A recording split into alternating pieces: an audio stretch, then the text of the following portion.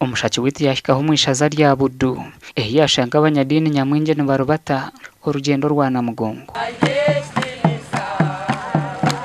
ahabo borehe nenjara omihanda harimo abanyambabazi batari bamwe na bamwe abari kubahumuriza mu kubahereza gabo n'efunguro cyashemeza munonga kushanga umunsi hakirimo abantu abari kumangura hangaro abandi bariyo ko mashabo abandi bariyo ko mbwitane n'abarwanire byenseji ebiturukoresa kandi bituza kusigaho nyencyakare mbwene nayiwe cyo kuronda enyonyozi yo ekwebembeire katero gumuhanda erizo bikakwambutsa karumane katonga ebeire eshazireho mwana jangu tariho nyonyozi kuza kusya cyo kwenda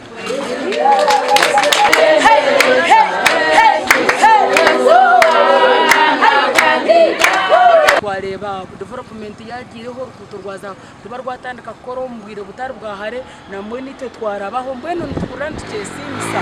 nk'abanyantungamo kurenga twahiko areas nkeza hatino uba kwansara muko natino ubibire tine warwire twe natukero fresh bite ngutera uko garukaya kayabwe nampijo bwa hatitera kwikirizwa mu kiruka cyona kandi abe byo kwerinda nibikiriza yabara amajyo bonka bwa nyuma yo kwerundana bakambukira mu nyeri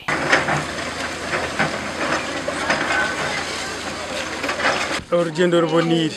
aho kuba tugenda ntimbisa tugenda nshabira shara zitu ikaburizo ikigenderwa cyo kujya ngo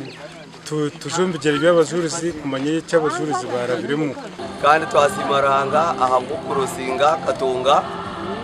twire nshabira nsimo binonga ranga ahubwo kwa ortido kurwagenzere twashasha washangu turara mage abikiriza babahamira habihandiko bya Bible ngo ruhanga katemera bisirayiro umuhanda mu nyanja ngo mbweno nabo tarukubebwa urutindo rwo bwa hatururiyo no rukorwa kandi abaramajya bankaburijo barangwe ngo mane byeshongoro byenjiri omukutambura kwabo